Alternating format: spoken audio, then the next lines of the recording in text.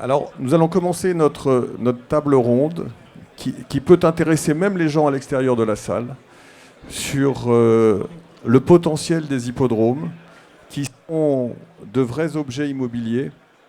C'est ce qu'on va voir à partir de l'exemple de Maison Lafitte, qui est quand même un exemple assez parlant puisqu'on va parler d'un bâtiment qui fait 11 000 m² et d'un site qui fait 92 hectares, parfaitement naturel. Donc lorsqu'on est au CIBCA, immobilier, bas carbone et une zone naturelle de 92 hectares, ça devrait pouvoir intéresser, notamment compte tenu de la vraie destination loisir que ça représente.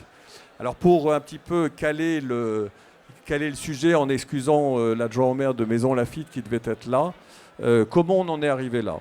On est arrivé à une mauvaise décision, si j'ose dire, de France Gallo qui avait fermé cet hippodrome qui est à 20 minutes en transport en commun du quartier de la Défense. Et donc la ville de Maison Lafitte qui gardait un centre d'entraînement, qui gardait une très forte population de chevaux, aussi bien chevaux de course que chevaux de sports équestres. Il y a eu une volonté politique très forte de réouvrir cet hippodrome, de faire en sorte que Maison Lafitte retrouve des courses, mais dans un souci de bonne gestion des deniers publics, sans pour autant financer intégralement, avec de l'argent public, la réhabilitation de ce site. Il faut savoir que les courses hippiques en France sont gérées par des associations, même si elles s'appellent Société des courses. Ce sont des associations qui doivent trouver un écosystème, un mode de financement rentable, enfin un mode de fonctionnement rentable, et qui donc sont amenés aujourd'hui à rechercher de nouvelles activités sur leur site. Je ne rentrerai pas dans les détails, même si on est sur le bas carbone, mais 92 hectares avec beaucoup d'espaces verts, avec des pistes qui sont aujourd'hui des pistes en très forte technicité, avec des enjeux climatiques très forts de réduction de la consommation d'eau, des enjeux de zéro phyto. Donc on est vraiment dans cette thématique-là. La ville s'est dit comment on peut transformer ce poumon vert de Maison Lafitte en bordure de la Seine. Comment peut-on en faire un site qui devienne une nouvelle destination? C'est à partir de cet exemple qu'on va vous présenter qu'avec Philippe de Taffin, on a réfléchi. Moi, j'ai un cabinet de conseil aux collectivités territoriales dans la filière équine. On a réfléchi à une méthodologie pour approcher ces sites extraordinaires que sont les hippodromes, les sites équestres, comment aujourd'hui ils peuvent trouver de nouvelles fonctions. Parce que à l'heure du zéro artificialisation nette, on a des sites qui ne sont utilisés par les courses que 10, 12, 15 jours par an pour la plupart. On a 233 hippodromes en France. Et c'est quand même dommage, toujours, encore une fois, c'est pour justifier cette présence au CIBCA, se dire on a des sites qui sont déjà prééquipés, qui sont déjà des pré-équipés en destination, qui ont des surfaces de stationnement, qui ont l'habitude de recevoir de l'activité. Comment on en fait des sites vivants toute l'année? Parce que un hippodrome vivant toute l'année, c'est une activité économique, c'est des retombées pour la ville. Je peux vous dire qu'au-delà de la taxe sur les hippodromes, qui d'ailleurs, rendons-lui hommage, avait été instaurée par Jacques Miard, le maire de Maison Lafitte, qui est perçue par les établissements, les EPCI, sur le produit des courses, il faut faire vivre cette filière. J'insiste sur un point, on est quand même la seule filière de loisirs qui s'autofinance largement grâce à la perception sur le pari mutuel. Donc, lorsqu'on dit qu'on veut développer ce site, c'est vraiment un enjeu environnemental, c'est-à-dire maintenir un site naturel valorisé et non pas le laisser se dégrader. C'est faire une activité, et l'activité course, elle est très intergénérationnelle. Vous avez des enfants comme les grands-parents. Si je me permets juste un point d'humour, il y a tellement de courses en France, et comme il y a des paris, les courses commencent toujours à l'heure et se finissent très vite. Alors on va essayer d'avoir cette même action aujourd'hui, et je vais tout de suite passer la parole à ma voisine de gauche, Catherine Reynaud, qui représente de Mathieu Barre Immobilier, et qui va vous dire comment tout promoteur qu'elle est, elle s'est intéressée à ce sujet, elle a accepté de relever des défis conséquents, parce que les professionnels que vous êtes savent que lorsqu'il faut désamianter 11 000 m², ça ne se trouve pas sous les pieds d'un cheval. Et donc, Catherine, comment vous avez abordé cet enjeu de la réhabilitation du bâtiment des tribunes? Pour terminer ce propos introductif, l'idée, ça a été de séparer dans notre réflexion et dans notre mode d'action le bâtiment dont va vous parler Catherine, qui est vraiment un objet immobilier à part entière qui va être traité par De Mathieu Barre Immobilier, et le reste du foncier où il y a eu un portage par l'établissement public foncier et que la ville a racheté pour l'instant. Alors, l'hippodrome de Maison Lafitte, c'est des sujets comme on les aime bien chez nous, chez De Mathieu Barre Immobilier. Est-ce que vous m'entendez bien? Oui, voilà. D'accord. Donc, le premier défi, comme le disait Philippe, c'est d'abord de se confronter à l'histoire. L'hippodrome de Maison Lafitte, il a été créé au début du 19e siècle. Il a eu plusieurs vies. Et l'image que vous avez sous les yeux, c'est sa dernière vie qui date des années 70, avec la reconstruction de la grande tribune. Un élément très fort architecturalement, 20 mètres de haut, 150 mètres de long, un geste radical architectural très linéaire avec ses grandes bandes, la présence des gradins pour accueillir un public nombreux et des espaces minéralisés autour de cette tribune très importants. Donc ça, c'était notre première démarche. Qu'est-ce qu'on fait avec quelque chose comme ça qu'on ne peut pas démolir parce que c'est l'identité de la ville depuis plus d'un siècle, donc il faut faire avec. Et comme on le disait aussi, comme le disait Philippe, construction des années 70, de l'acier, du verre et du béton et beaucoup d'amiante. Donc un point de départ un petit peu effrayant, mais on a su composer avec ça. Donc ça, c'est l'histoire, mais il fallait se projeter vers l'avenir. L'avenir, c'est évidemment redimensionner le besoin essentiel pour réactiver une quinzaine de courses par an sur une surface qui est le 10e de ce dont on dispose avec cet immeuble-là, et développer en parallèle une activité économique qui permettait de travailler en synergie avec évidemment la Société des courses et tous les événements que pourra imaginer cette Société des courses, pas seulement autour du cheval, mais aussi apporter à la ville une dimension économique nouvelle sur la thématique loisirs, qui était important pour Monsieur le maire et son équipe, et garder surtout un bâtiment ouvert, et pas retrouver un usage qui le refermerait sur lui-même et qui ne s'intégrerait pas du tout dans son écosystème. Alors une fois que je vous ai dit ça, voilà le projet, je vais y arriver, je vais attendre, que nous avons développé. Pardon. Donc ce travail, on l'a fait évidemment en co-construction avec la ville. On a été accompagné pour concevoir le programme du cabinet HCT avec Franck Maisonneuve et son équipe, qui non seulement nous accompagne sur la programmation et la commercialisation, mais pour l'objet du salon aujourd'hui, qui travaille beaucoup sur la décarbonation de l'usage hôtelier, qui a produit un livre blanc qui va sortir bientôt sur le sujet. Donc la thématique sport, loisirs, hôtellerie, c'est celle que nous avons retenue pour développer le futur de ce projet. Donc une programmation assez classique d'hôtellerie avec des chambres, 150 chambres, positionnement 4 étoiles, un espace de séminaire important parce que comme on l'a dit tout à l'heure, on est à 20 minutes de la Défense en RER et on sent qu'on a une captation importante du public affaires qui peut venir faire des séminaires. Le public loisirs et famille, évidemment, donc on produit un centre de sport avec piscine intérieure, extérieure, spa, fitness, bien-être.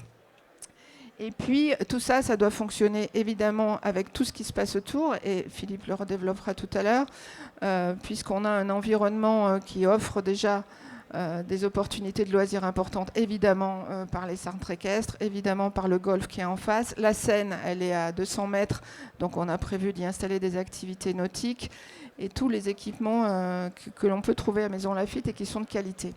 Alors, sur l'aspect carbone et performance environnementale, je ne vais pas redévelopper tout ce qu'a dit la table ronde précédente qui était très complète, et merci beaucoup.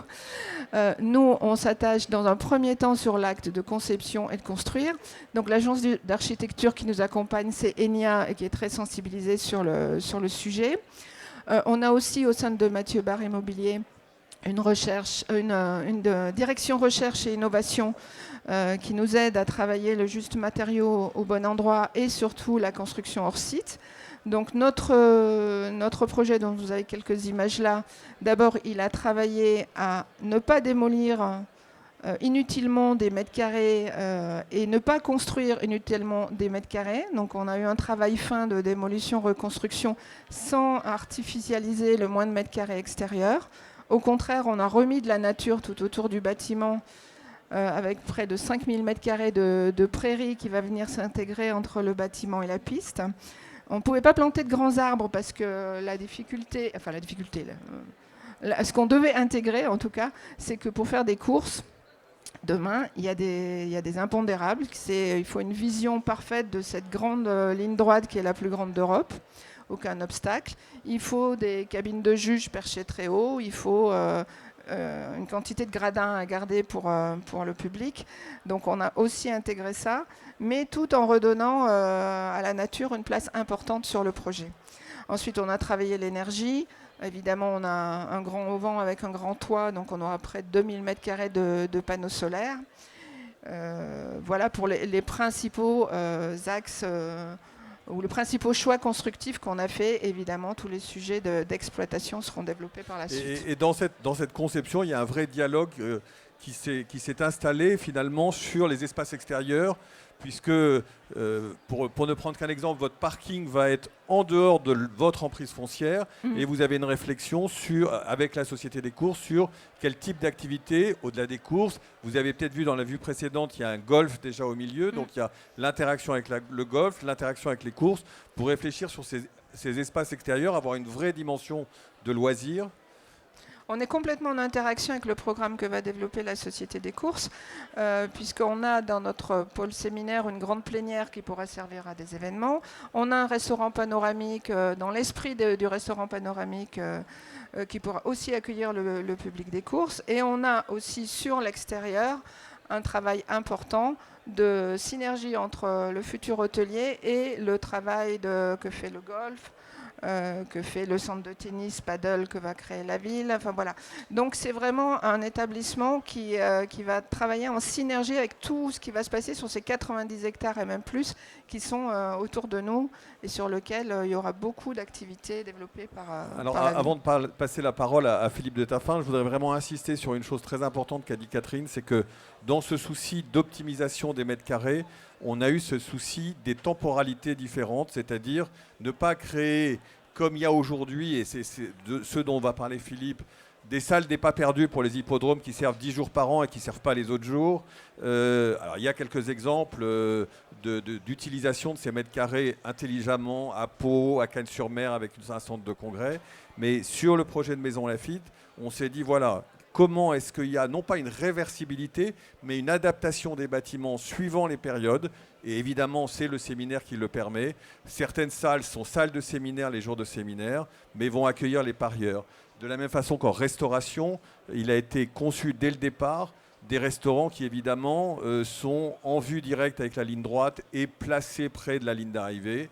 Vous voyez la forme du bâtiment, cette ligne de fuite permet, comme le disait Catherine, d'avoir cette vue magnifique sur la ligne droite. Voilà, et ce qui nous semblait intéressant de présenter aujourd'hui, c'est ce dialogue constructif, si je puis dire, dans tous les sens du terme, entre le promoteur et l'association Société des courses. Parce que les hippodromes ont eu historiquement, et Philippe va en parler, n'ont pas accueilli que des courses, contrairement à ce qu'on pourrait penser. Philippe. Oui, merci, bonjour. Quand on revient en arrière, ce qui est intéressant, c'est que en fait, les hippodromes, moi je n'étais pas familier des hippodromes, je ne pratique pas ce sport, mais au 19e siècle, il y avait des hippodromes qui accueillaient 19 000 spectateurs, en plein Paris.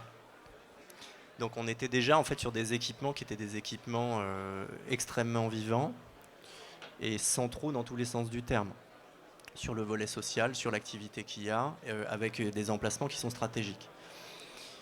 Donc il y a finalement un peu rien de nouveau dans ce qui est expliqué. Et ce cas de Maison Lafitte en fait est un cas concret qui est l'un des premiers exemples, hein, parce qu'en fait tout reste à faire. Il y a plus de 200 hippodromes en France.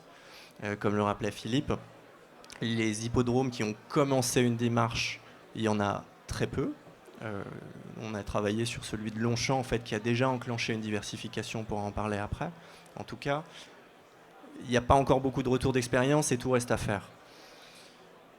Donc le premier point, c'est pas nouveau. En fait, c'est ancien et finalement, c'est l'activité autour du cheval qui s'est progressivement dégradée parce qu'en fait, peut-être qu'il y a moins d'intérêt de la société. Premier point. Le deuxième point, et pour Landmark, c'est légitime puisque Landmark est agence conseil en stratégie, marketing, communication qui est spécialisée sur les lieux. Et ça croise finalement différents sujets qu'on a l'habitude de traiter. Un, sur la dimension immobilière avec des acteurs immobiliers. Deux, avec des clients qu'on peut avoir dans le tourisme. Trois, avec nos clients territoires et collectivités. Et quatre, avec les activités de retail et tout ce qui est commercial. Et donc on voit dans ces sujets d'hippodrome finalement un mix de beaucoup de sujets auxquels on est au contact nous au quotidien auprès de différents acteurs qui sont très variés, des gens de l'immobilier, des gens du Club Med, des gens comme la Tour Eiffel, donc des zoos. Et on voit en fait que l'hippodrome finalement est un concentré de toutes ces problématiques, avec en plus la dimension qui est inhérente à sa localisation, qui devient très politique. Et donc, une fois qu'on se dit ça, on se dit bah oui, il y a plusieurs dizaines d'hectares à disposition, il n'y a qu'à Faucon. Sauf qu'en fait, c'est là où, avec Philippe, on s'est rencontrés sur un projet qu'on a modélisé à travers une méthodologie qui est comment est-ce qu'on peut passer de Yaka Faucon, parce que oui, c'est sûr, en fait, il y a 60 hectares, 90 hectares, et donc il n'y a qu'à faire ça, on enclenche une démarche en intégrant toutes les dimensions de complexité, puisque dans des projets de telles envergures, on a toutes les complexités immobilières, politiques, réglementaires, environnementales, et en plus on va venir sur la dimension exploitation, avoir d'autres complexités comme par exemple le fait d'être particulièrement impacté par la météo. Donc toutes ces dimensions-là qui sont aussi très opérationnelles font partie en fait de la conception. Si ce lieu en fait a vocation à être aussi un lieu événementiel, alors il faut aussi intégrer ça. Donc ça c'est le deuxième point qui est cet enjeu finalement de parvenir à concrétiser une idée. Et juste sur un point là-dessus important, c'est que le caractère exceptionnel, si j'ose dire, de Maison Lafitte, c'est qu'il y avait une volonté politique extrêmement forte et liée à l'hippodrome. Vous avez un certain nombre de cas en France et c'est pour ça qu'on pense qu'il faut cette médiation que l'on propose. Vous avez la Société des courses qui est, si je puis dire, enfermée sur elle-même, vivons heureux, vivons cachés, et qui se dit que personne ne se mêle de nos affaires. Et des villes ou des collectivités qui de temps en temps se sont dit bon bah laissons-les dans leur coin, tant qu'ils ne me demandent pas d'argent, je les laisse faire. Nous on pense qu'aujourd'hui il faut rétablir ce dialogue entre des associations, sociétés des courses, qui sont à la tête d'un patrimoine, encore une fois, disons-le fort au CIPCA, un patrimoine naturel remarquable. Il y a souvent quelques dizaines d'hectares, quelquefois à proximité immédiate des villes. Et en même temps, si je puis dire, c'est ces zones naturelles qui sont, pour la raison des courses, prééquipées avec un accès camion, prééquipées avec un accès public, avec un certain nombre de zones déjà pensées pour des usages différents, mais qui, j'allais dire par frilosité, et tant que l'impératif économique ne se fait pas sentir, ne cherche pas des solutions. Alors, nous, on pense que, on constate malheureusement, certainement, que le bénévolat n'étant pas en hausse, les sociétés des courses vont avoir besoin de plus en plus de se tourner vers des modèles économiques plus rentables. D'où la réflexion menée avec Philippe. Et l'expérience de Landmark, peut-être quelques mots sur l'expérience du zoo, par exemple. Donc, ce à quoi on réfléchit sur les hippodromes, c'est effectivement inspiré de différents retours d'expérience dans d'autres typologies de lieux. Tu parles des zoos. Effectivement, on peut s'inspirer en fait, de ce que font les zoos. On travaille depuis bientôt 10 ans avec le groupe Touari. Il y a des similitudes dans le sens où un zoo, par nature, sans faire de jeu de mots, est assis en fait, sur une activité de parc animalier. L'activité de parc animalier, elle est en s'asseyant exclusivement en fait, sur ce business-là, elle est vouée à décliner. Donc comment est-ce qu'on arrive à développer un plan durable d'activité en intégrant les 3 dimensions donc, du développement durable, l'économie, le social et évidemment l'environnemental. Et donc en fait ça pose la question de la diversification. Donc cette question de la diversification, de la légitimité et de l'intensité d'usage, c'est ce que développent les eaux. C'est là où c'est comparable, c'est-à-dire qu'on a l'espace, on a une activité de base, on ne veut pas non plus perdre notre ADN, on est ancré territorialement, on a des marqueurs territoriaux qu'on a dans certaines régions et qu'on n'a pas ailleurs, donc en fait il y a une identité, et donc comment est-ce qu'on parvient à développer une programmation qui soit plus variée à travers de l'hébergement plus ou moins insolite, en tout cas le plus responsable possible, à travers des activités de loisirs, à travers parfois des festivals, de l'événementiel, du sport, du B2B, etc. Et aujourd'hui ce modèle en fait c'est beaucoup accéléré parce que il y a des besoins qui sont encore une fois comparables, y compris sur la saisonnalité, puisque un zoo qui ne faisait que du zoo avant, par exemple, est souvent fermé l'hiver. Et donc, tu disais qu'un champ de course parfois est utilisé exclusivement 10 à 15 jours par an. On est dans le même sujet. Et donc le Thoiry qui par exemple a lancé, a été pionnier en fait en lançant des festivals de lumière, de lanternes il y a 7 ans, a réussi avec ce pari qui a effectivement coûté des investissements importants, à faire venir des gens en fait dans des zoos en hiver et la nuit. Et d'enclencher une machine ensuite d'investissement pour cette diversification et cette intensité d'usage, parce qu'encore une fois en fait il y a l'espace. Donc le cas du zoo, il est intéressant, il y en a d'autres. Hein. On mène aussi les mêmes réflexions sur des sujets immobiliers. Hein. Je pense que tous les acteurs en fait, de l'immobilier sont sur tous ces sujets de mixité, d'intensité d'usage et, comme tu disais, aussi de réversibilité, puisque ce qu'on pense aujourd'hui ne sera peut-être pas valable demain. Et donc c'est aussi ça qu'il faut penser. Et puis, avant de vous passer la parole pour des questions éventuelles, toujours dans la préoccupation du CIPCA, on sait qu'aujourd'hui, qu'est-ce qui pèse lourd dans le bilan carbone des courses? C'est le transport des chevaux entre leur lieu d'entraînement et les hippodromes. À Maison Lafitte, il y a un centre d'entraînement à côté, donc il est logique, il nous semblait archi-logique de réouvrir ce centre de course pour que les distances sont le moindre. Mais si je dis ça, c'est parce qu'il y a aussi cette volonté et cette réflexion partagée à l'échelle des 233 hippodromes français de dire, s'il y a une logique purement verticale, de dire on fait quelques très gros hippodromes qui courront beaucoup plus, eh bien ça veut dire que les petits éleveurs seront obligés de faire des kilomètres et des kilomètres pour aller entraîner, pour passer du stade d'entraînement au stade de course.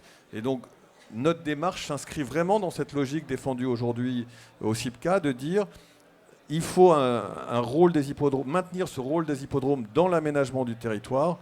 Je n'insisterai pas parce que ce n'est pas le lieu, mais sur la qualité et l'importance de l'élevage français et sports équestres comme course et de son poids fortement intéressant dans la balance du commerce extérieur. Alors peut-être une ou deux questions, parce que déjà on voit que notre chronomètre est en rouge, donc comme on a commencé un peu en retard, mais qu'on essaye de finir parfaitement dans les temps. Est-ce qu'il y a une ou deux questions éventuellement dans la salle ?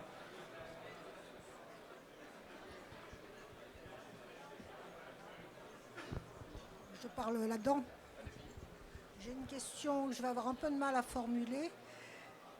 Je ne comprends pas pourquoi vous n'intégrez pas la dimension logement dans ces réaménagements.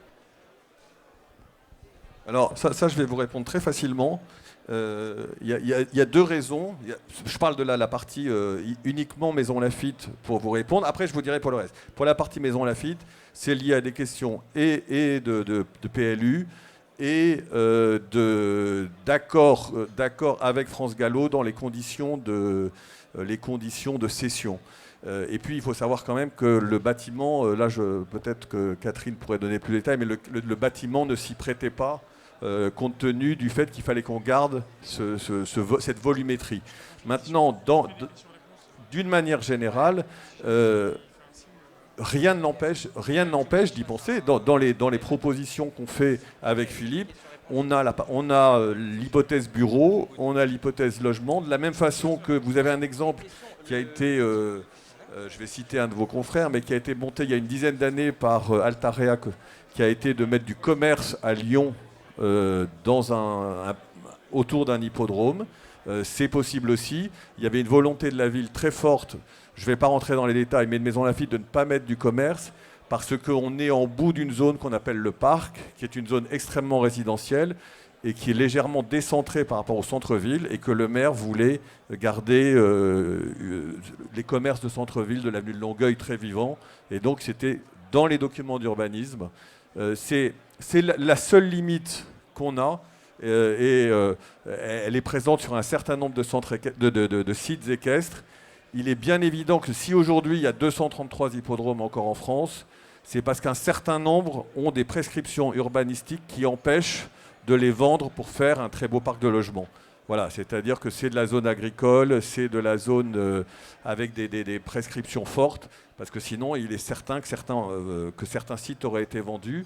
Là, tout le montage qu'on a imaginé à Maisons Laffitte, mais qui est reproductible, c'est que l'activité qui va être produite dans ce bâtiment par de Mathieu Barre Immobilier concourt directement à la capacité de faire des courses.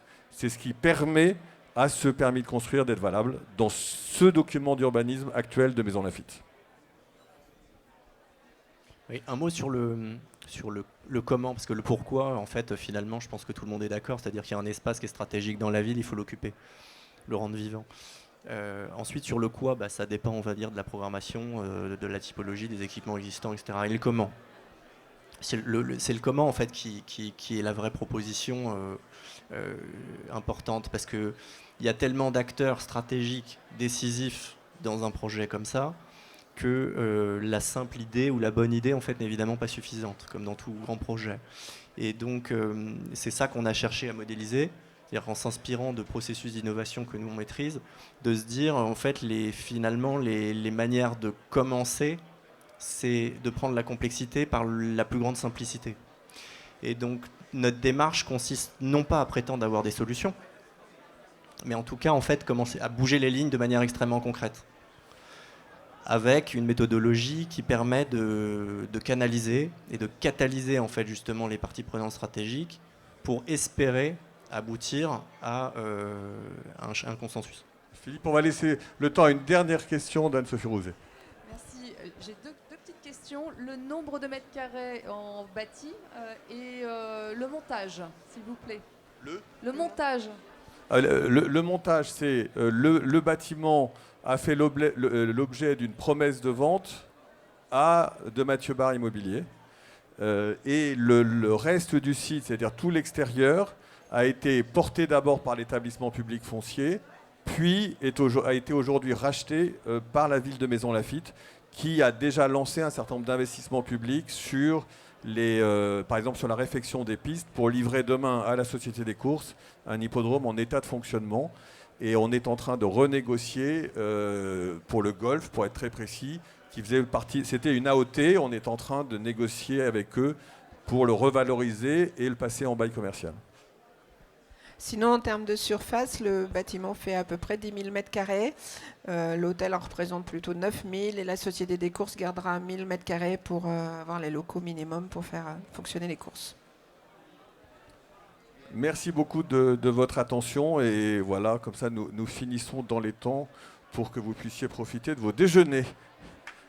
Merci à tous. Merci.